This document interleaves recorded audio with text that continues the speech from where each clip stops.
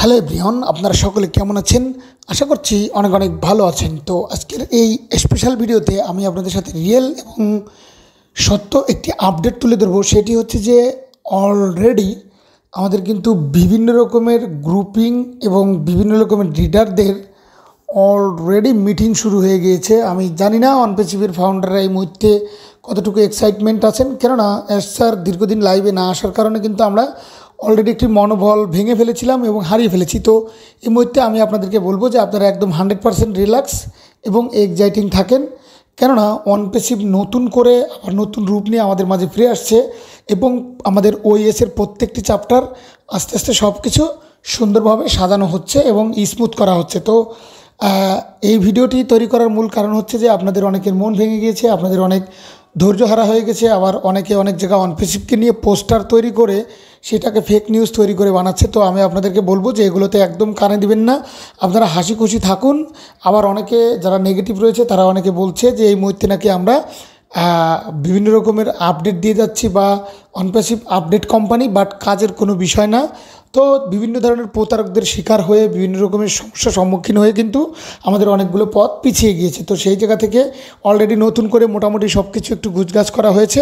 এখন কিন্তু আমাদের বড় বড় টপ লিডার দেশের বাহিরে এবং গুশমিতা ধিলান স্যার হোক, সবাই জুলি মেম, মাইকেল স্যার এবং মাইকেল ইয়াস স্যার, এরকম অসংখ্য লিডাররা টপ বাহিরের কান্ট্রিতে বড় বড় লিডাররা কিন্তু অলরেডি আবার গ্রুপ মিটিং এখন থেকে শুরু হয়েছে। তো আমি আপনাদেরকে বলবো যারা আমাদের বাংলাদেশে রয়েছেন তারা অবশ্যই ইংলিশ চ্যানেলগুলো একটু ফলো করবেন এবং বিশেষ করে পাশের কান্ট্রি ইন্ডিয়াতে দেশে গুশমিতা ধিলান স্যার রয়েছেন, তার আপডেটগুলো দেখবেন। আর আস্তে আস্তে কিন্তু আমাদের ইউটিউব চ্যানেলে আবার আমরা আপনাদের মাঝে সুন্দর মতো প্রপারলি যে রিয়েল আপডেটগুলো রয়েছে সেগুলো তুলে ধরার চেষ্টা করব।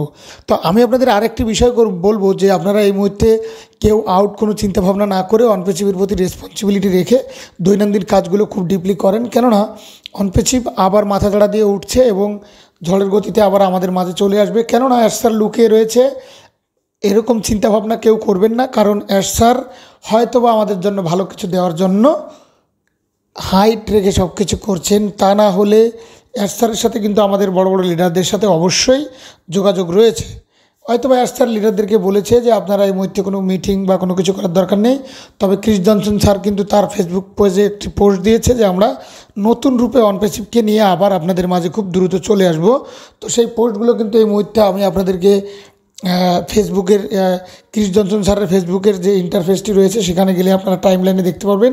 তো তার সাথে বড় কথা হচ্ছে যে অনপেসিভের এতগুলো মানুষ, এতগুলো ফাউন্ডারদেরকে স্যার অভিশপ্ত হবেন না, কারণ অন্য অন্য যে সমস্ত কোম্পানি রয়েছে সেগুলোর ফিডব্যাক বা তাদের স্মার্ট কন্ট্যাক্টের মাধ্যমে ভেরিফাইড নয়।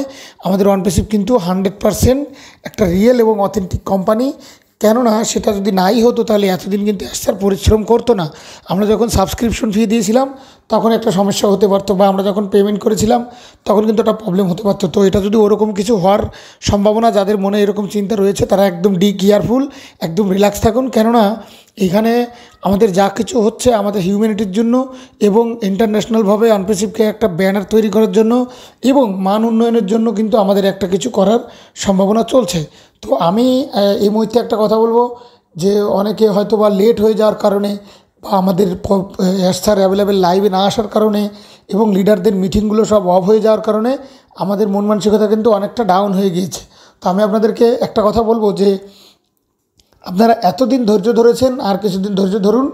স্যার মেবি ভালো কিছু করছে, তা না হলে কিন্তু লিডাররা এই মুহূর্তে মিটিং করতো না। এখন অনেকে বলে যে কোন লিডার বলেছে, কে বলেছে। তো দেখুন আপনারা ইউএসের কয়েকটা চ্যানেল আছে সেখানে দেখুন, সেগুলো একটু ট্রান্সলেশন করে বুঝুন। আর আমরা তো প্রতিনিয়ত টুকটাক ভিডিও দিয়ে থাকি। তো রিসেন্টলি স্যার লাইভ আসার কথা হালকা পাতলা আভাস পাচ্ছি। স্যার যে কোনো মুহূর্তে কিন্তু আমাদের ওএসে একটা নিউ পপ আপ শেয়ার করবেন, সেই আশা এবং সেই বিশ্বাস কিন্তু ফাউন্ডারদের মধ্যে রয়েছে। তা না হলে অনপেসিভের প্রতি ফিডব্যাক রেসপন্সিবিলিটি না থাকলে কিন্তু কেউ এখানে এতদিন ধৈর্য ধরতো না। একটা কথা বলতে কি আমি আপনাদেরকে বলবো গর্বের কথা যে কেন জানি আমরা অনপেসিভকে মন থেকে, ভিতর থেকে আমরা অনেক ভালোবাসি, ডিপ থেকে। সেটা মনে হলো কেন যে এত লেট হয়ে যাওয়ার পরেও আমাদের মনে কত বিশ্বাস, কত আশা। আপনাদের কি মনে হয়? আপনারা আমাকে অবশ্যই কমেন্ট করে জানাবেন যে আসলে কি হবে, অনপেসিভ পজিটিভ না নেগেটিভ। অনেকে কিন্তু এটাকে নিয়ে নেগেটিভ মন্তব্য তৈরি করার চেষ্টা করছে। যেমন ইমতিয়াজ নামে একটা ইউটিউব চ্যানেল আছে, উনি কিন্তু অলরেডি আমাদেরকে নিয়ে স্যারের ছবি দিয়ে পালা পড়েন দিয়ে রিসার্চ করে এমএলএ মামলা টামলা এ ধরনের বহুত কথা আমরা শুনেছি। তো দেখুন, যেহেতু যখন একটা কিছু করতে যাবে মার্কেটে, এটার নামে ভালো মন্দ দুই জায়গা থেকেই ফিডব্যাক আসবে, তো এটার জন্য মন খারাপ করার কিছু নেই। আর ভালো কিছুর মধ্যেও মন্দ মানুষ বেশি থাকবে। যেমন আমাদের অনপেসিভের সিইও মিস্টার রেশমোবারে স্যারের সাথে কামাল স্যার, সোহা ম্যাম এতদিন কাজ করেছে, তারা যে এত বড় প্রতারণা করবে, এত বড় বাটপাড়ি করবে, এটা কি কেউ কল্পনা করেছে? আর এস স্যার তো অন্ধের মতো বিশ্বাস করে তাদেরকে দিয়েছে, আর সেই বিশ্বাসটুকুর জায়গাতে সে এত বড় একটা ক্ষতি করেছে। আবার তারা নাকি বিভিন্ন জায়গায় মার্কেটিং করে, তারা এটা করে এটা করে, ডিটেক্স গ্লোবাল এবং আপনার সামিট গুরু, দুবাই পুলিশ সামিট, এবং আপনাদের ওই যে আরেকটা আসলে কি ভুলে গেলাম, ওই গাড়ির যে অ্যাওয়ার্ডগুলো দেওয়া হলো, ঠিক আছে, এগুলো বিভিন্ন জায়গা থেকে আমরা কিন্তু অলরেডি দেখেছি যে কামাল স্যার অনেক রেসপন্স করেছে। কিন্তু তার মনের মাঝখানে যত বড় একটা ফারাক ছিল, এটা কিন্তু কোনো ফাউন্ডাররা জানতো না। দেন এস স্যারও কিন্তু লাইভে এসে বলেনি, কেননা এই ফিডব্যাকটা বা ফাউন্ডারদের মনে দিয়ে এস স্যার মন খারাপ করতে চায়নি। তাই কিন্তু সে চেয়েছে যে আমাদের যারা ফাউন্ডার রয়েছে তারা একটু ধৈর্য ধরে ছিল, তাদেরকে মন খারাপ করার এই মুহূর্তে কোনো দরকার নেই। এমনও লোক আছে অনপেসিভের ফাউন্ডার, যে তারা যদি কোনো ব্যাড নিউজ বা খারাপ কোনো সংবাদ শোনে, তাহলে কিন্তু তারা স্টকও করতে পারে।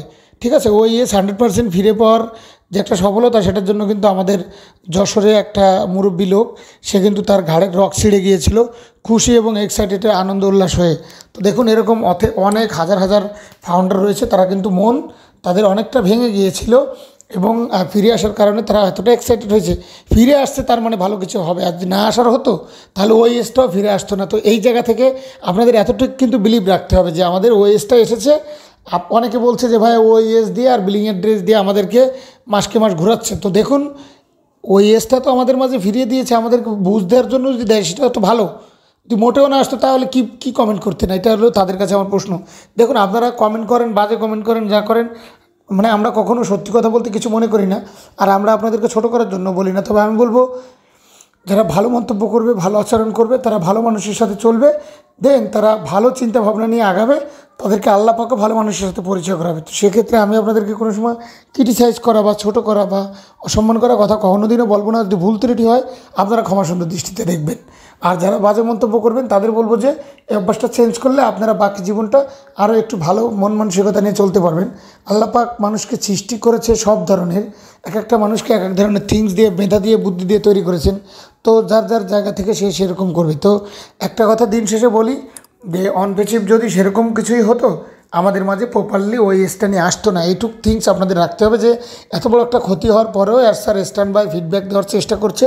তো আপনারা এস স্যারের জন্য দোয়া করেন যে আল্লাহ পাক জানি তাকে সেই ধৈর্য এবং সেই মেধাটা দেয়, কারণ এস স্যার অনেকগুলো প্রতিষ্ঠানের আগেও কাজ করে আসছে। তো সেই রেসপন্সিবিলিটিটুকু আপনাদেরকে আমি বলবো যে রাখেন, আর আপনারা যা করছেন দৈনন্দিন সেটার প্রতি খুব ডিপলি ফোকাস হন, দায়িত্ববান হন, সে কাজগুলো করেন এবং এস স্যারকে নিয়ে সামনের দিকে এগিয়ে যেতে হবে। তো টেক কেয়ার।